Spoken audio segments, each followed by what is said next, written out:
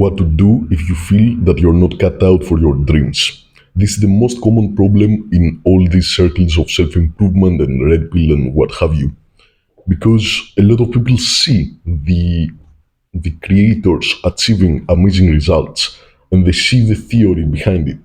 But they also understand that there's a human aspect to it, meaning that two people can know the theory and one can succeed massively and one can fail miserably.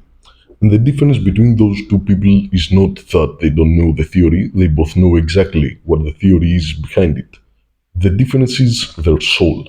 It's something inside of one person that makes him wake up early in the morning and do the work and talk to the girls, what have you, and one that just doesn't. So, how can you go from feeling like you are the one that doesn't have it in you to the one that does? Well, it is very simple.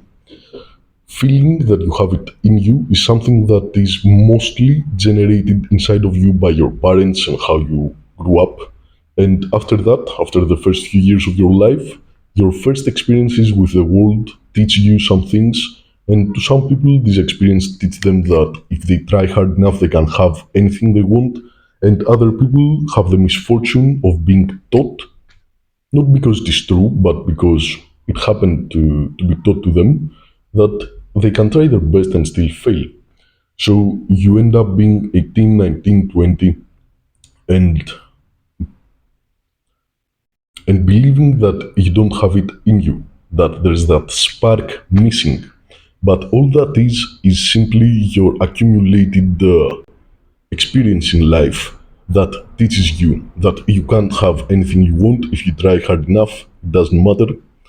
But it's not really that it is true. It is just that this is what you've seen thus far in your life. This is what you have been taught. But if the only difference between you and that other person is that that other person was taught something different, not because he's fundamentally different, not because his genetics are so top dog and yours are not, but just because he was taught different. He was taught that if he tries hard enough, he can have it. You were taught that you can try your best and not have it.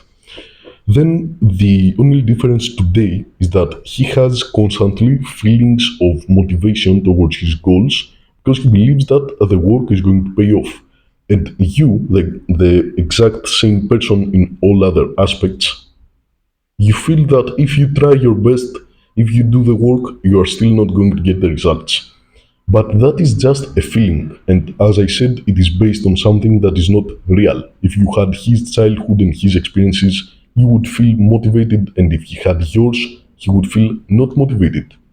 So, today, the only thing you have to do is completely disregard the feelings you get that you're not going to make it, because even though they feel and seem very real, they are not. They are based on lies, and it is logical that these lies are going to generate these feelings. And if you don't want the results of somebody that believes that they don't have it in them, you have to forcefully stop believing that. Like feed your brain with thoughts that counteract that, and also gather some results, because the more results you're going to gather, the more you grind it out at first, the easier it's going to become. Every win is going to go against what you have been taught, and every win is going to become easier because the pile of evidence that no matter how hard you try, you won't make it is going to diminish compared to the wins you accumulate, and it's going to become easier also because you're going to train your mind to disregard the bad thoughts.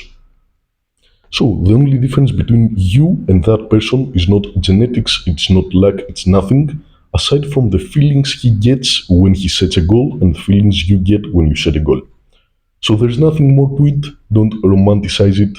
It's not something in them, it's not something that is lacking in you. Just do the work and stop believing your feelings.